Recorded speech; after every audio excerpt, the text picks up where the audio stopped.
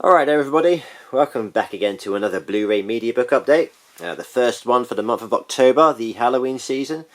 So of course, this update will be dominated by horror movies, with the exception of one. So I've got 6 mediabooks to show you today. And we'll start with an 80s slasher from 1981 with Linda Blair. And that is Hell Night, put out by a German label called M Square Classics, who are fairly new on the scene. They put out bare bones releases at affordable prices, but really cool looking covers like this one here that's been ripped straight from the recent Scream Factory release. With or without their permission, I'm not sure. These German labels can be dodgy like that. But happy they put the English title on the front as well. That's a nice bonus. That's not usually the case with the German releases. But yeah, the film itself, it wasn't an instant hit with me. I watched it when I was fairly young, so I was more into the more extreme body count type movies with more gore and sleaze, which this one delivers, but in moderation. It's a bit of a slow burn, just a handful of kills from what I remember, but it does have a good eerie atmosphere to it. It's got some really good, memorable, creepy moments as well, and a couple of good, decent kills. Probably the one at the end is the best one. That was a decent one that I can remember quite vividly, but it's been a while since I've seen the movie. But it's a good one to watch around Halloween, so I'm glad this one came out recently, because I've been meaning to revisit it. Because there's no Blu-ray for the UK yet. I had the old DVD, which comes with some minor extra features. But like I say, this one is quite bare bones. It's as bare bones as you can get, actually. Not even a chapter selection. So bear that in mind if you're expecting a horde of special features to go through. There's the back here. The outer cover's got a nice leather effect finish to it as well. I like that touch. Pretty similar to their release of The Brain from last month, which I got too. But it does come with the new HD transfer. Let's give a quick look at the technical specs there. Region B.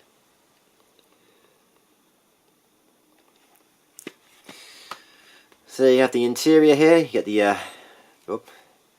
the Blu-ray disc and the old, more commonly known artwork from back in the day. And a DVD copy is thrown in as well. And a 16-page booklet, all in German. But it's got a good amount of stills, which have been used pretty effectively, yeah. So it doesn't just look like a quick knock-up job. They've put a bit of effort into editing this one. So there you go. That is Hell Night from 1981. Decent slasher there, if you haven't seen it. Right, next up we have the final part of an outrageously gross out trilogy, and that is the Human Centipede 3, the final sequence from 2016, I think it was. This is the new mediabook release from XT Video over in Austria, and if you're familiar with the Human Centipede movies, you know exactly where these lips are getting stitched onto. Pretty gross out cover there. But yeah, it's a film I can tolerate. Part 2 is the best for me, but it's I had a good time with these films. Not everybody likes them. People absolutely hate them, which is understandable. They're not going to be for everybody. They are an acquired taste. But yeah, I found them entertaining enough to enjoy. Decent bit of gore and gruesome stuff going on. This one tones things down a bit more. It's more of an outrageous, repulsive comedy.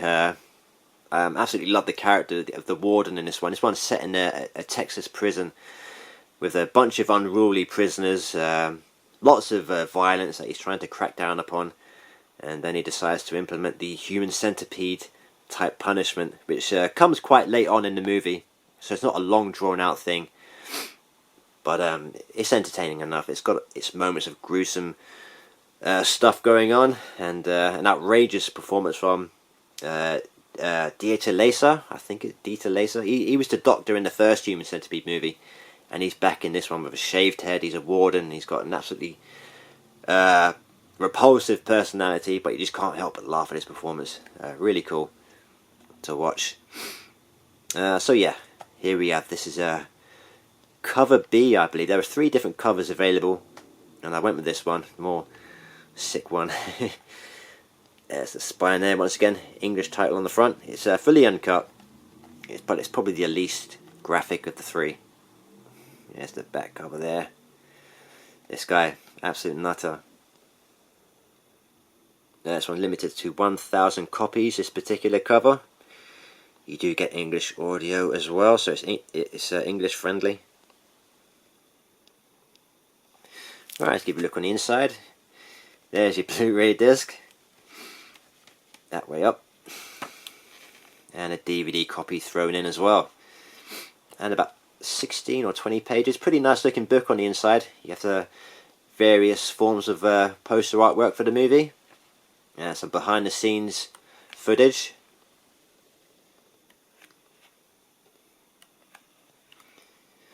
So there you have it. So I now have all 3 Human Centipede movies in Mediabook form. This is the 3rd one, of course, like I just said. And here's 1 and 2. So a pretty nice trilogy to have in Mediabook form. I do like these covers, especially this one. So happy with these, all on the shelf. So there you go, that is the Human Centipede Part 3, the final sequence. Right, next up, gonna deviate away from the horror for a moment, and we have a really cool independently made action movie from Japan. This is called Reborn from 2016, and absolutely love this movie. This is fantastic stuff. If you haven't seen it and you're into the movies like with high octane, very nicely choreographed action sequences and fight sequences like John Wick, this is highly recommended. It's independent stuff, so it has that look about it, but once the action gets going, you forgive all that and you just get sucked right in. So if you like your long-winded, drawn-out action sequences with a distinctive choreographic style to it, like John Wick, like I said, definitely give this one a go. It's brilliant. So like I said, it's called Reborn from 2016. You get Tak Sakaguchi in this one. You might recognize him from a movie from 2000 called Versus, which is a really good action horror zombie movie. It's got a cult following nowadays, and it's fully deserved. And this one's brilliant. The last half movie of this one is just one long action sequence. He's implemented a really cool, distinctive combat style, and he has like a curved bladed weapon that he uses to dispatch his victims. It's got a really high body count, and it's quite bloody in places, but not too graphic. But highly recommended if you haven't seen this one. But this Mediabook, it's not English friendly, bear that in mind. It does have a UK Blu-ray release, which I already have. There it is, it was put out by Eureka. But I wanted a nice collectible release, because I do really like the movie. But bear in mind, this is not English friendly. It's German subs and Japanese audio only. It's been put out by a really cool label called Midori Impulse over in Germany, who specialise in independent Japanese movies. Most of the time they are English friendly, to be honest, but not with this case here. But like I say, the Blu-ray is out there if you're interested. And there's the back. This one was cover B, and it was only limited to 250 copies. There's the limited edition number there. A couple of minor special features which will all be in German, I would imagine. But the other cool thing about this release is that it comes with a signed card by the star himself, Tak Sakaguchi. So that's really nice to have. He's a pretty cool actor. He does some really good stunt work. He goes all out on his movies. Really dedicated to his craft. So it's nice to have his autograph. So on the inside, you get a DVD copy and a Blu-ray. And about 20 pages on the inside. Pretty nice looking book. All in German. There he's there, Tak Sakaguchi. He's perfected a form of fighting style. What's it called? Whoops, sorry. Zero range combat. Yes, it's quite distinctive. You'll never see anything like it. So it's worth checking out for action fans, especially for those who like the hand-to-hand stuff and the bloody knife play. There's that bladed weapon there. He's lethal with it. So yeah, there you go. That is a Reborn from 2016. Highly recommended. Right, next up is the first of 3 Vincent Price movies. None of these I've seen. I've been looking to explore a bit more of Vincent Price's work from back in the 60s. So here we have the Tomb of Lydia. Oh gosh, from the 60s, but 63 I think it was, not sure. But this one has a pretty good reputation. I recognise the cover art, so it's been about, I think Arrow Video put this one out on Blu-ray not so long ago. So here we have the media book from Koch Media, which is the smaller version of the media books. It's more of a digibook, so a bit of a size comparison there. So yeah, here it is. Like I said, not seen it, so I can't comment too much on it. But if anybody else is familiar with these Vincent Price movies I'm about to show, just leave your thoughts on them below. But I am looking forward to watching these over the Halloween period. So it's a Blu-ray and a DVD set. Here's your Blu-ray disc and a DVD copy, and a really nice book as well, based on is it Edgar Allan Poe, one of his stories. Roger Corman made movie. I think all 3 of these are actually I'm about to show you. So there you go, that's the Tomb of Lydia. Next up we have the Oblong Box from NSM Records, a recent release from, oh gosh, 69 I think this one come out. All from the 60s, these Vincent Price movies that I'm about to show. Got Christopher Lee in this one as well, in a supporting role. Pretty nice vintage looking poster. There's a bunch of different covers for this release, about 6 or 7.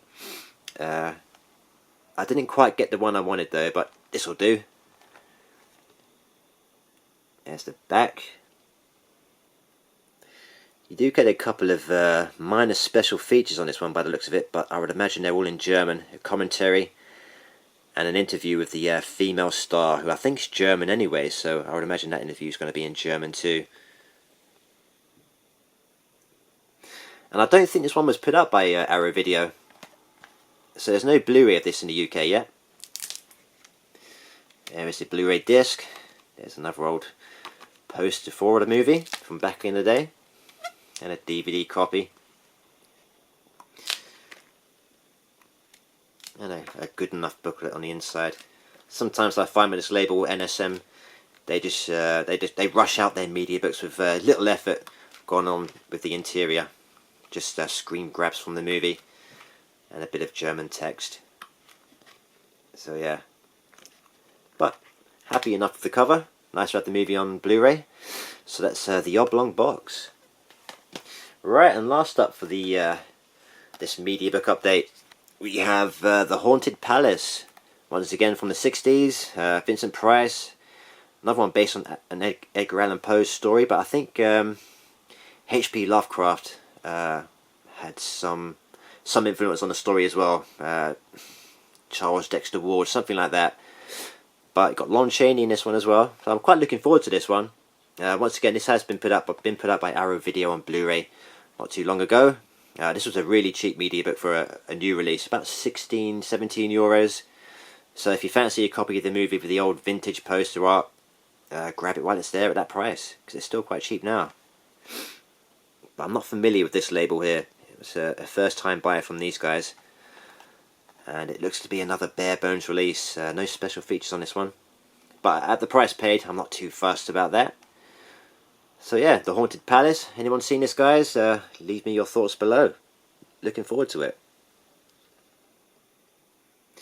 Right, let's give you a look on the inside. There's the Blu-ray disc there. A nice old poster for the movie. And a DVD copy. And a menacing looking Vincent Price there. And once again a German release, so all German text. So there you go. That is The Haunted Palace. And that is it for this update, guys.